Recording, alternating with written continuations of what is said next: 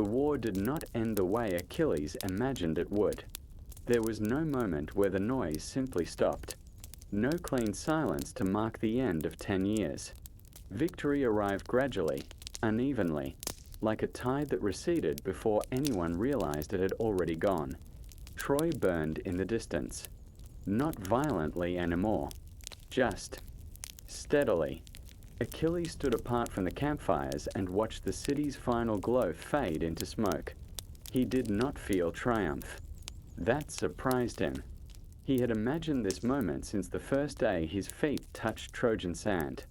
He had imagined the end as something sharp, something loud. Instead, it felt unfinished. Behind him, the Greek camp moved with quiet urgency. Men packed their armor. Ships were prepared. Names were spoken that would never be needed again. Achilles remained still. Someone approached, one of the younger soldiers, barely old enough to have survived the war. "They're leaving at dawn," the boy said. Achilles nodded. "I know." The boy hesitated. "They say your name will be remembered longest." Achilles did not respond. The boy shifted uncomfortably, then added, "They say Troy fell because of you." That, at least, was true. Achilles watched the smoke curl upward. "Go," he said quietly. The boy left. Achilles remained. He had given everything to the war. His strength, his rage, his loyalty, and then its absence. He had buried Patroclus with his own hands. He had dragged Hector through the dust. He had become exactly what the songs would later describe. And yet, something pressed against him now, gentle but persistent. A memory, not of battle, of a promise. Achilles closed his eyes. It came back to him not as words, but as a moment. A night before the ship sailed. Before prophecy hardened into fate. He had stood on the shore, Thetis beside him, the sea calm as though it knew what it was about to take. "You will be remembered," she had told him. But remembrance is not the same as completion. He had laughed then. He had been young enough to believe those were the same thing. "There will be time," he had said. Time. Achilles opened his eyes. The war was over. The time was not. And somewhere, not in Troy, not in the camp, not in the songs already forming, there was something he had said he would do. Something he had delayed until victory. Something no one else remembered. The smoke thinned. The city darkened. Achilles finally turned away from the ruins and began walking inland, not toward the ships, but away from them, toward a place no one had marked, toward a promise made when he still believed there would always be later. The war did not end the way Achilles imagined it would.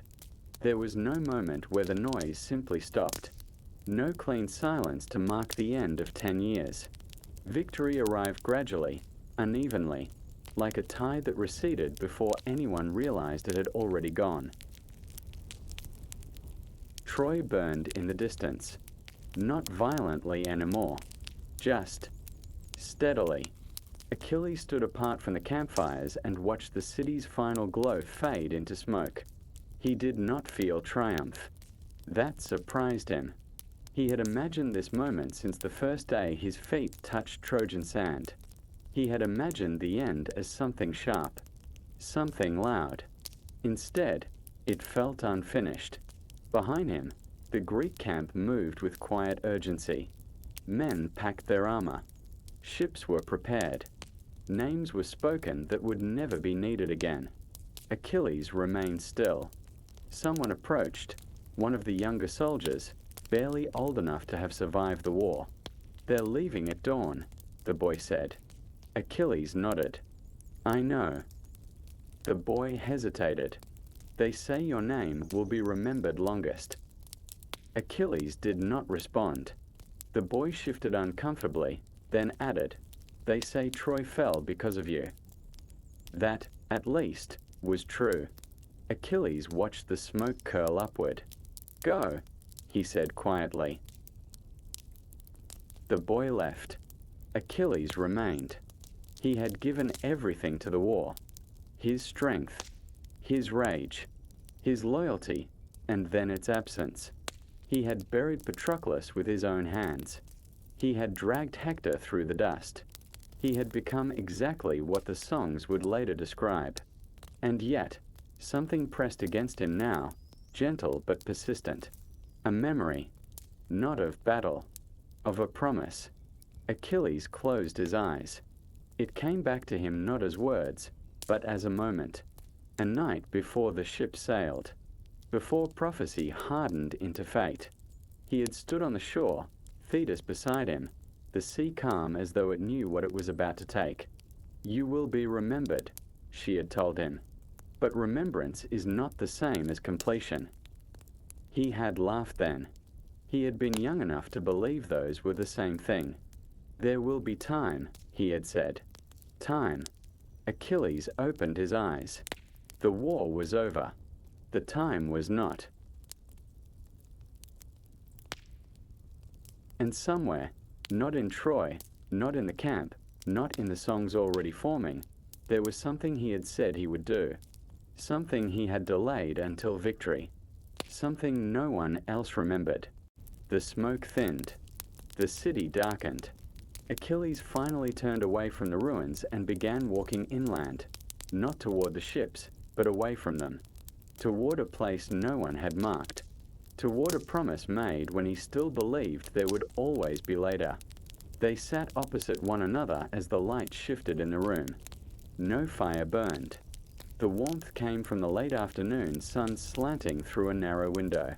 Briseis poured water into 2 cups and placed one before Achilles. He noticed how her hands moved, steady, practiced, untouched by the kind of trembling that came from fear. "You survived," she said quietly. "Yes." "You were always going to," she replied. Achilles looked at her. "I wasn't," he said. Briseis met his gaze. "I know," she answered. The words surprised him. "I watched men leave with certainty," she continued. "They spoke of glory the way others spoke of harvest." She paused. "You never did." Achilles frowned. "I spoke of returning," he said. Briseis nodded. "That was different." She rose and crossed the room, retrieving a small object from a shelf near the door. She placed it between them. A simple cord, worn smooth with age. "You left this," she said. Achilles stared at it. He remembered now. He had given it to her without thinking, a gesture made on the edge of departure. "I told myself," Briseis said, "that as long as I kept it, the war was not finished." Achilles felt the weight of it settle inside him. "You waited," he said. "I lived," she corrected gently. Waiting was only part of that. She sat again.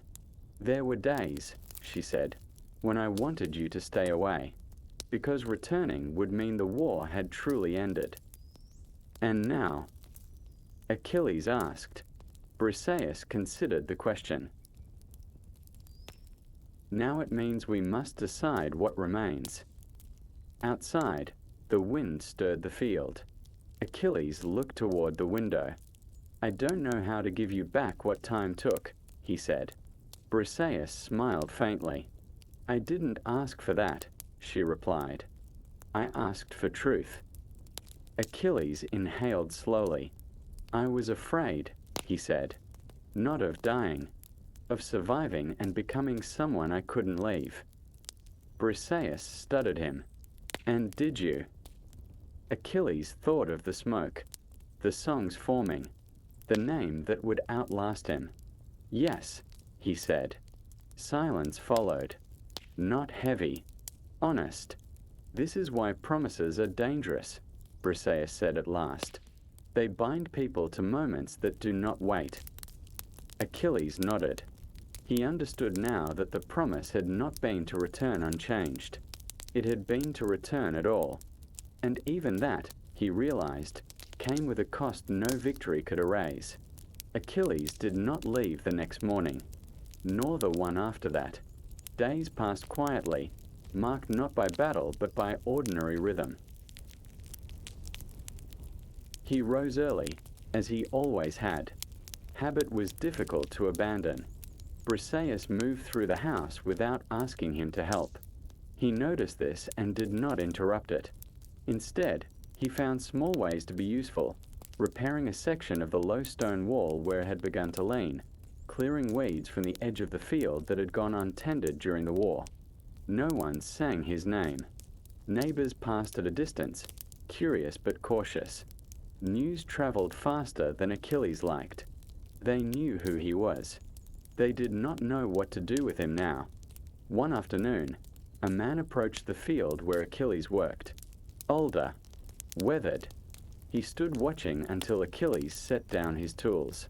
"You stayed," the man said. "Yes." The man nodded slowly. "Most don't." Achilles said nothing. "There were promises made during the war," the man continued. "Not all of them survived it." Achilles felt the words settle. "I came back for one," he said. The man stuttered him. "Then you've come back for the hardest kind." That evening, Briseis prepared food as the sun dipped low. They ate together, not as lovers, not as strangers, but as people learning what remained possible. "Do you remember what you said before you left?" Briseis asked. Achilles thought. "I said I would return." She shook her head.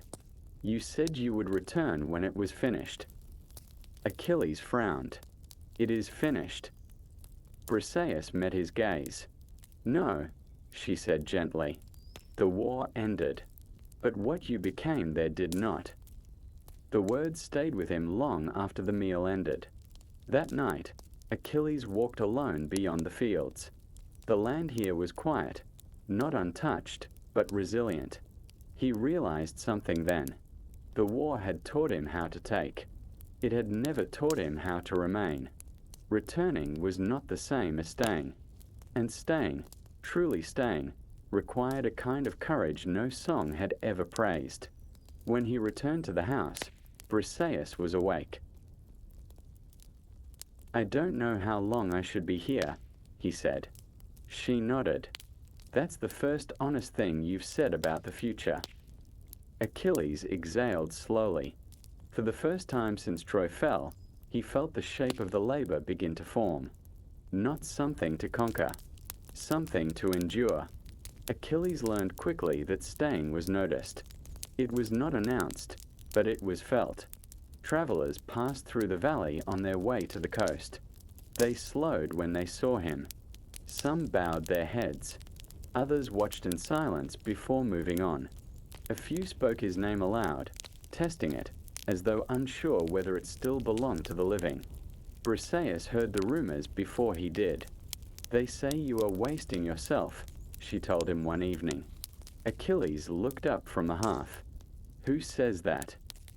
"Men who never bled," she replied, "and some who did." The words did not anger him. They tired him. A messenger arrived 2 days later. He wore no armor, only a cloak marked with familiar insignia. Achilles recognized it at once. Agamemnon. The man bowed deeply. "The fleet prepares to sail," he said. "They expected you." Achilles said nothing. "They ask where you will stand when songs are written," the messenger continued. "Whether you return to be seen." Achilles met his gaze. "And if I don't?" The messenger hesitated. "Then others will decide what your silence means."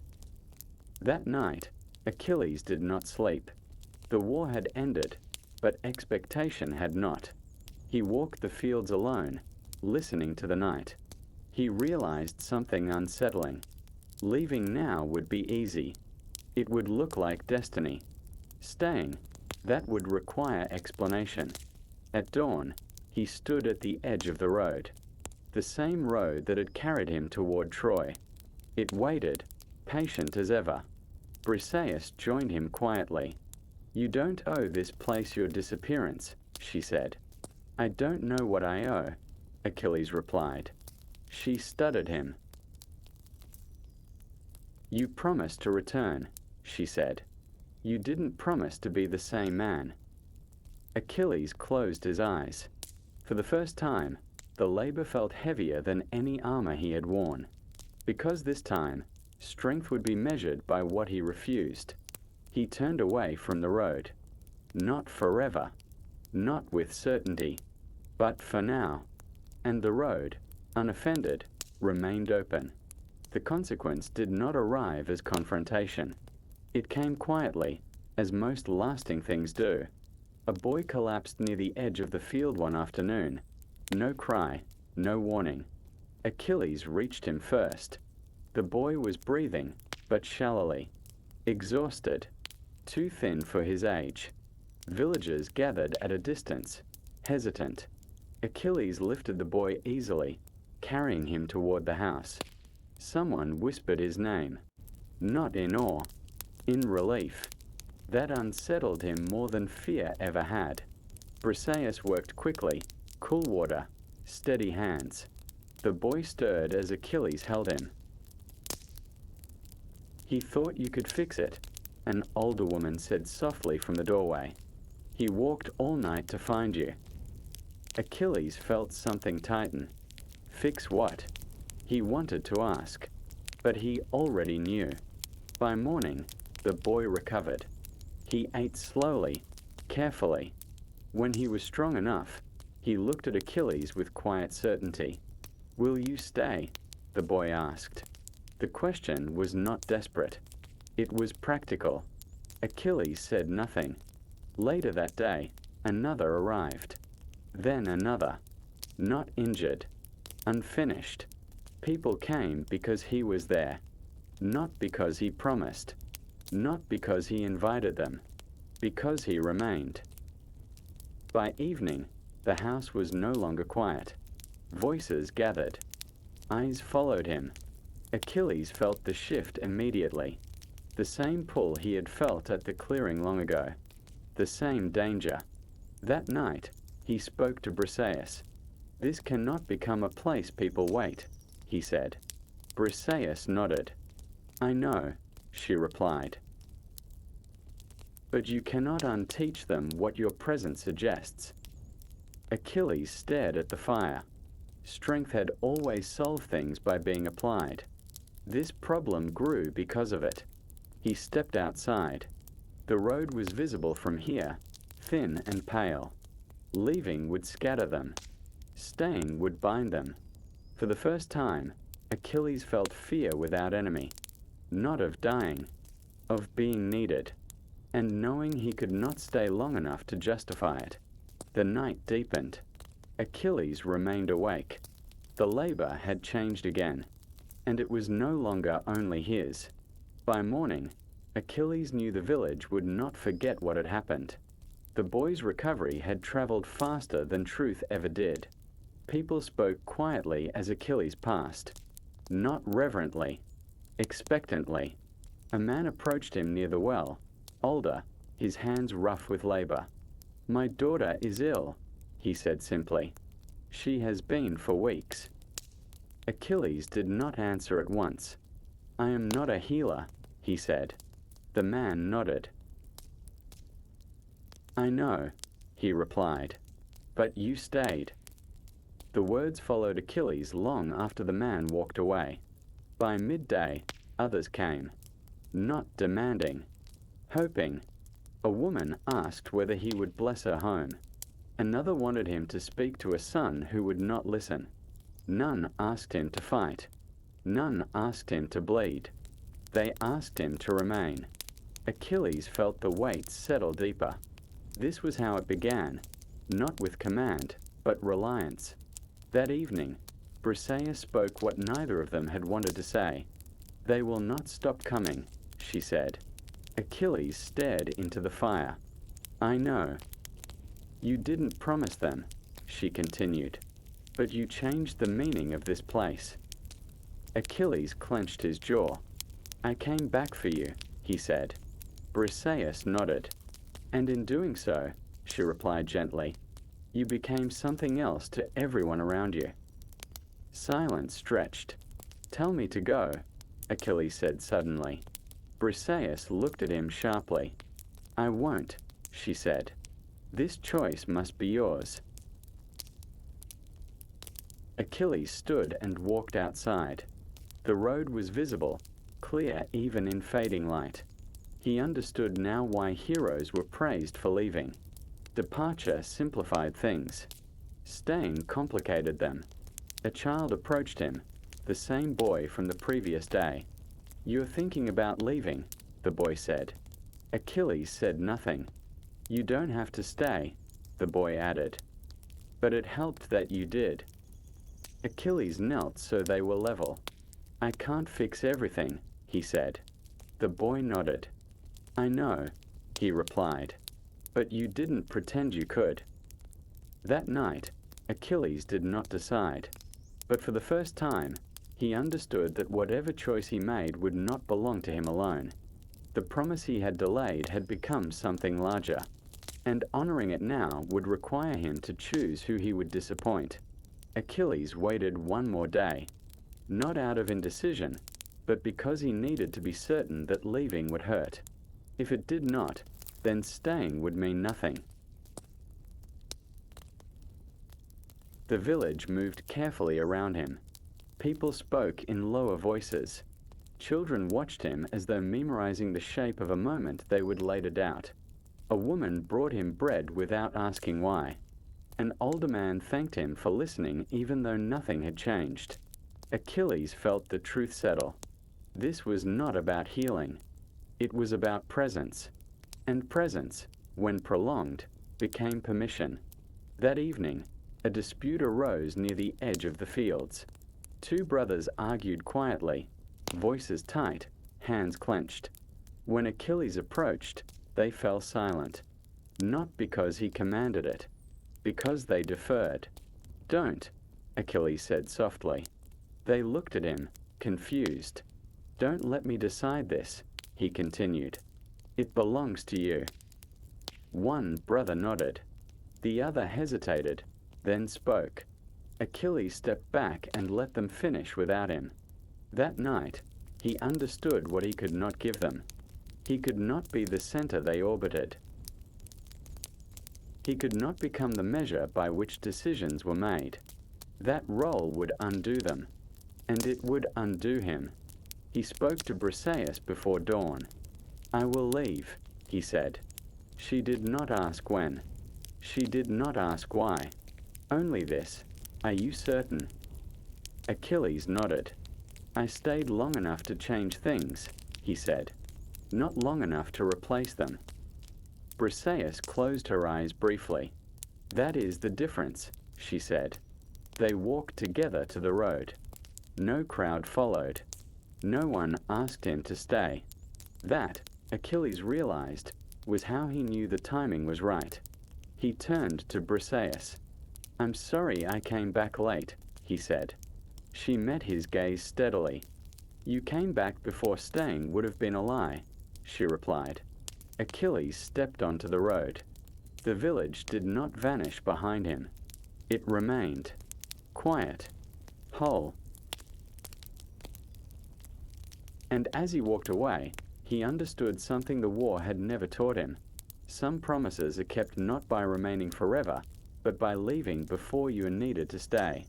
Achilles left without witnesses. By the time the sun rose fully, he was already beyond the hills, his figure absorbed into the pale distance where the road bent out of sight.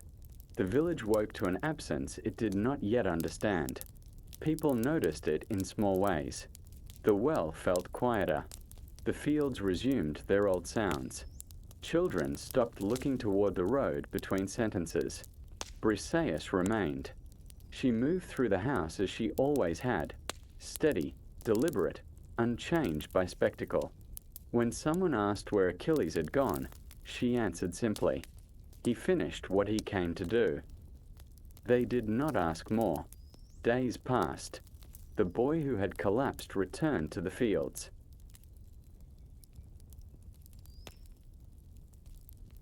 The brothers who had argued worked side by side again, their voices still sharp at times, but no longer waiting for another presence to interrupt them. The man whose daughter was ill found help elsewhere, not a miracle, but enough. Life resumed its uneven rhythm, and something else began to happen. People spoke differently, not of Achilles' strength, but of what he had refused. They said he had listened. They said he had stayed long enough to matter.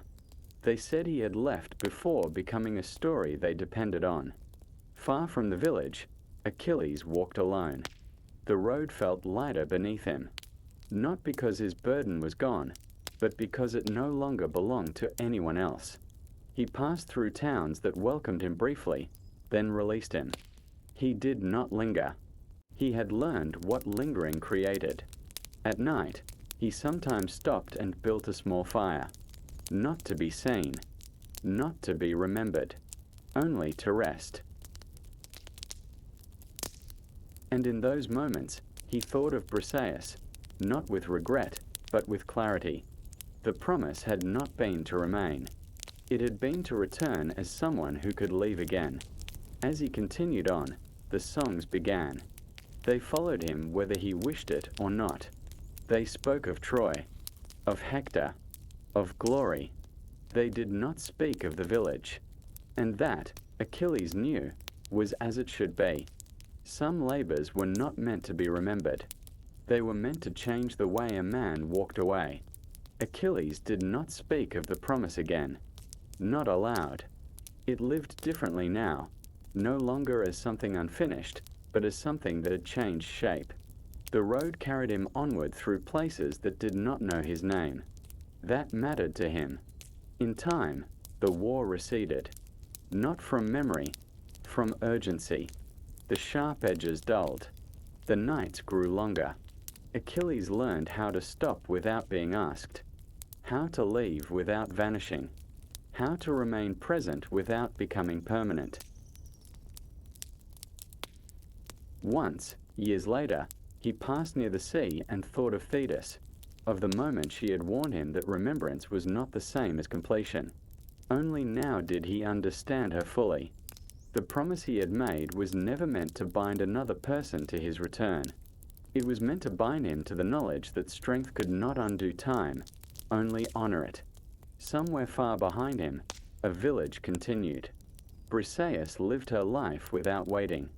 Children grew older without measuring themselves against a hero. The road remained open, not for Achilles, but for those who would one day need to walk it. The songs never changed. They never mentioned the quiet labor. They never sang of restraint. And that, too, was right. Because some stories do not belong to the voice that tells them. They belong to the silence that follows. Achilles walked on. And the promise, kept too late to be celebrated, but not too late to matter, rested at last where all quiet things do.